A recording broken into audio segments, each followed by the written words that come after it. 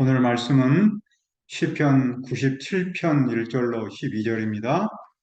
12절 요절을 한번 읽읍시다.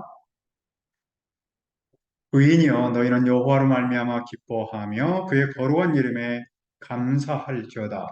말씀의 제목은 기뻐하라입니다. 사람은 끊임없이 기쁨을 찾습니다. 어쩌면 사람은 기쁨 없이는 살 수 없는 존재입니다. 그런데 문제는 그 기쁨을 어디서 찾느냐는 겁니다. 어디에서 기쁨을 찾느냐에 따라 그 기쁨의 가치는 물론이고 그 인생의 가치도 다르기 때문입니다. 오늘 시인은 어디에서 기쁨을 찾습니까? 1절을 보십시오. 여호와께서 다스리시나니 땅은 즐거워하며 허다한 섬은 기뻐할지어다. 시인은 외칩니다. 여호와께서 이 세상을 다스리십니다. 여호와께서 온 세상의 왕이십니다. 그러므로 세상은 즐거워해야 합니다. 허다한 섬들은 기뻐해야 합니다. 여호와의 다스림은 이스라엘에만 국한하지 않습니다. 여호와는 온 세상 만민을 다스리십니다. 따라서 많은 섬도 즐거워하며 기뻐해야 합니다. 여호와는 어떻게 세상을 다스립니까? 2절입니다. 구름과 흑암이 그를 둘렀고 의와 공평이 그의 보좌의 기초로다. 구름과 흑암은 하나님의 나타나심을 상징합니다. 여호와께서 구름과 흑암 안에 계십니다. 여호와께서 시내 산에서 그 백성에게 오셨을 때 그 산은 불이부터 불길이 충천하고 어둠과 구름과 흑암으로 덮였습니다. 그리고 의와 공평이 그분 보좌의 기초입니다. 보좌는 다스림, 곧 통치권을 상징합니다. 의와 공평은 여호와의 성품이면서 세상을 다스리는 원리입니다. 여호와는 세상을 의와 공평으로 다스립니다. 여호와는 어떻게 의와 공평으로 다스립니까? 불이 그분 앞에서 나와 사방의 대적들을 불사릅니다. 불은 하나님의 현존, 하나님의 분노를 뜻합니다. 의와 공평을 통치의 기초로 삼으신 여호와는 세상의 악인을 불살라 없애십니다. 그리고 그분의 번개가 세계를 비춥니다. 번개는 하나님의 불이며 하나님의 무기를 상징합니다. 번개가 세상을 번쩍번쩍 비추면 땅이 보고 두려워 떠옵니다. 산들은 여호와 앞, 곧 온 땅의 주님 앞에서 밀랍같이 녹았습니다. 밀랍은 초를 말합니다. 산들이 초처럼 녹는다라는 말은 산들이 화산이 폭발하여 마그나가 흘러 내린다라는 뜻입니다. 하나님께서 악인을 심판하는 모습을 비유한 겁니다. 의와 공평으로 세상을 다스리면 악인은 초처럼 녹아내립니다. 그들은 여호와 앞에서 두려워 떨 수밖에 없습니다.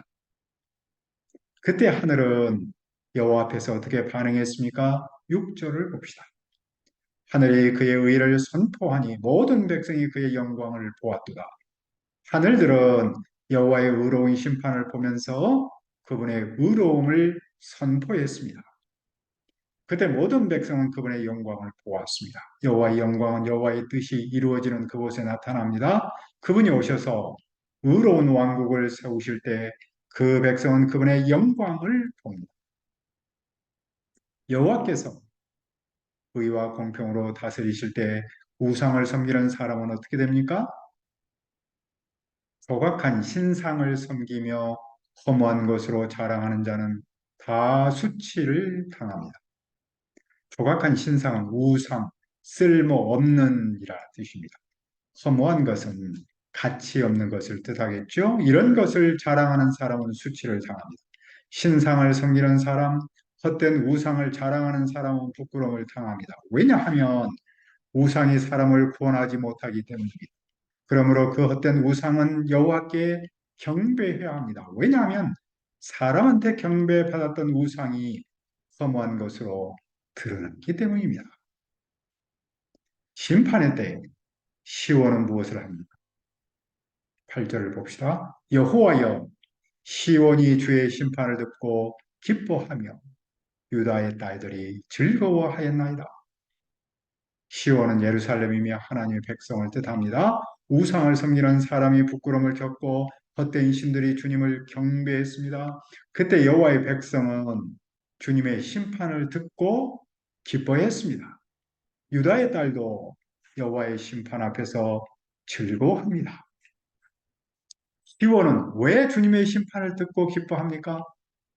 왜냐하면 여호와 주님은 온 땅 위에 가장 높은 곳에 계시기 때문입니다. 여호와는 그 어떤 신보다 위대하신 분, 세상에는 여호와 같은 신은 없습니다. 그분은 세상을 심판하기 위해서 오셨습니다. 그분은 의인을 구원하기 위해 오셨습니다. 그 자체가 여호와만이 유일하신 하나님이심을 증명합니다. 우리는 이 지점에서 무엇을 생각할 수 있습니까? 현대인도 과거 쓸모없는 가치 없는 것을 자랑합니까? 겉만 보면 돈이나 사람을 자랑하는 사람이 많습니다. 즉, 돈이나 사람을 우상으로 섬기는 사람이 있습니다. 그런데 좀 더 깊이 들어가면 정말로 가치 없는 헛된 신을 섬기는 사람이 많습니다. 과학 문명이 발달하는데도 미신적 요소는 줄지 않습니다. 오히려 늘어나는 추세이죠. 그것을 종교적 언어로는 종교 회귀 현상이라고 부른다고 했어요. 그런데 문제는 돈을 섬기고 미신적 요소를 섬기는 사람은 다 수치를 당한다는 데 있습니다. 예수를 믿지 않고 경배하지 않은 사람은 그 종말은 부끄러움입니다. 왜냐하면 헛된 그것이 하나님의 영혼을 소유한 인간을 구원하지 못하기 때문입니다. 인간을 죄와 죽음에서 구원하는 분은 오직 한 분 예수님 뿐입니다. 그래서 우리는 그분을 대체할 수 없는 예수님의 정체성이라고 강조하는 겁니다. 로마서 10장 11절과 13절은 말씀합니다. 누구든지 예수 그리스도를 믿는 자는 부끄러움을 당하지 아니하리라. 누구든지 주님의 이름을 부르는 자는 구원을 받으리라. 그러므로 여호와를 사랑하는 사람은 무엇을 해야 합니까? 10절을 보십시오. 여호와를 사랑하는 너희여 악을 미워하라. 그가 그의 성도의 영혼을 보존하사 악인의 손에서 건지시느니라. 여호와를 사랑하는 사람은 악을 미워해야 합니다. 악은 나쁜 일인데 사람을 파괴하고 해를 끼치는 일이죠. 여호와를 사랑하는 사람은 이런 일을 미워해야 합니다. 그 점에서 하나님을 사랑하는 사람한테는 배타성이 있습니다. 왜냐하면 하나님과 악을 함께 사랑할 수 없기 때문입니다. 예수님도 제자들에게 말씀하셨습니다. 한 사람이 두 주인을 섬기지 못할 것이니 혹 이를 미워하고 저를 사랑하거나 혹 이를 중히 여기고 저를 경히 여김이라. 너희가 하나님과 재물을 겸하여 섬기지 못하느니라. 바울은 악에게 지지 말고 선으로 악을 이기라라고 했습니다. 악을 미워하고 악에게 지지 않는 길은 주님을 사랑하는 길입니다. 여호와를 사랑하는 사람은 악을 미워합니다. 그것은 마치 빛을 사랑하는 사람은 어둠을 싫어하는 원리와 같습니다. 여호와는 그런 성도를 어떻게 합니까? 여호와는 경건한 사람의 영혼을 보존합니다. 그리고 악인의 손에서 구원하십니다.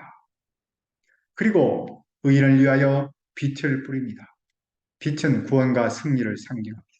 여호와께서 의인에게는 구원과 승리를 주십니다. 마음이 정직한 사람에게는 즐거움이 샘처럼 솟을 겁니다. 그러므로 의인은 무엇을 해야 합니까? 12절을 읽읍시다. 의인이여 너희는 여호와로 말미암아 기뻐하며 그의 거룩한 이름에 감사할지어다. 의인은 여호와의 다스림을 믿는 사람, 여호와를 사랑하는 사람입니다. 여호와로 말미암아라는 말은 여호와를 또는 여호와께서 하신 일이라는 뜻입니다. 그러니까 의인은 여호와 그분을 또는 그분이 하신 일을 기뻐해야 합니다. 그리고 의인은 그분의 거룩한 이름에 감사해야 합니다. 여기서 이름은 기념입니다. 거룩한 기념은 그분이 하신 일과 그분의 성품을 뜻합니다. 의인은 여호와께서 하신 일과 그분의 성품을 감사해야 합니다. 이상에서 볼 때 시인은 어디에서 기쁨을 찾았습니까? 시인은 여호와로 말미암아 기뻐하며 그분의 거룩한 기념에 감사합니다. 시인은 여호와께서 세상을 다스리시니 즐거워합니다. 시인은 여호와께서 세상을 의와 공평으로 다스리니 기뻐합니다. 시인은 여호와께서 사방의 대적을 불사르니 기뻐합니다. 시인은 여호와께서 세상의 신들을 헛것으로 만들고 당신만을 경배하게 하시니 기뻐합니다. 시인은 여호와께서 당신을 사랑하는 성도의 영혼을 보존하고 악인의 손에서 구원하시니 즐거워합니다. 시인은 여호와께서 자기를 기쁘게 하시니 기뻐합니다. 시인은 여호와와 함께 여호와께서 하신 그 일로 기뻐합니다. 오늘 우리에게 주는 의미는 무엇입니까? 옛적에 많은 사람은 먹고 사는 일이 힘들어서 기쁨을 사치로 여겼습니다. 하지만 현대인에게 기쁨은 필수입니다. 기쁘지 않으면 우울감으로 삶이 팍팍합니다. 그래서 현대인은 재미를 찾고 또 찾습니다. 세상에는 재미있는 일이 많기도 합니다. 다만 그 재미가 태생적 한계가 있다는 데 문제가 있습니다. 그러므로 우리는 어디에서 기쁨을 찾고 누려야 합니까? 바로 하나님과 그분이 하신 일에서 찾고 누려야 합니다. 누군가가 말했죠. 사람의 인정과 칭찬으로 열심히 공부하면 그때는 기쁘지만 후에는 기쁘지 않다고 했습니다. 세상의 기쁨은 한계가 있기 때문입니다. 그래서 우리도 시인처럼 여호와로 말미암아 기뻐하며 그분의 거룩한 이름에 감사해야 합니다. 지난 수양회를 마치고 우리의 한 딸이 소감을 썼다고 보여줬습니다. 가장 먼저 크게 쓴 단어가 행복해, 너무너무 뭐 이런 글자가 있었어요. 또 이어서 좋아, 뭐 교회 사람들 좋아, 좋아, 너무 이런 글자들이 어, 있었습니다. 아마도 그 딸은 이모, 삼촌, 오빠, 언니와 함께 한 일이 기뻤기 때문일 겁니다. 그런데 그 딸이 얼마나 의식했는지는 모르지만 그 기쁨의 원천에 또 이모, 삼촌, 오빠, 언니들이 그렇게 함께 할 수 있었던 그 원천에는 예수님이 계셨던 거죠. 그래서 그런 시적 소감이 나왔다고 생각합니다. 그런데 그런 모습은 예전의 우리의 모습이기도 합니다. 우리는 대부분 세상 즐거움보다는 예수님 안에서의 즐거움을 찾고 누리고 있습니다. 물론 오늘의 현실이 우리의 기쁨을 뺏어가기도 합니다. 그럴지라도 우리는 하나님께서 오늘 나와 이 세상을 다스림을 믿습니다. 그리고 하나님께서 내게 이루신 그 일을 기념하면서 또 종말론적인 예수님의 다스림에 대한 비전을 보면서 기뻐할 수 있습니다. 우리는 그 기쁨을 찾고 누리면서 캠퍼스와 이웃에게 증언하기를 기도합니다. 은혜로우신 아버지 하나님, 오늘의 시인이 여호와 하나님 안에서 또 여호와 하나님께서 하신 일을 통해서 기쁨을 찾고 기쁨을 누리고 기쁨을 증언하고 찬양했습니다. 오늘 우리가 삶의 현장에서 우리의 기쁨을 뺏어가는 것들이 있을지라도 우리 주님께서 우리와 이 세상을 다스리는 줄 믿고 또 하나님께서 내게 이루신 그 일을 기념하면서 더 나아가서 종말론적인 예수님의 다스림에 대한 비전을 보면서 기뻐할 수 있도록 도와주옵소서. 또 우리는 기쁨을 찾고 누리면서 캠퍼스와 이웃에게 증언하도록 도와주시옵소서. 감사하고 예수님의 이름으로 기도합니다. 아멘.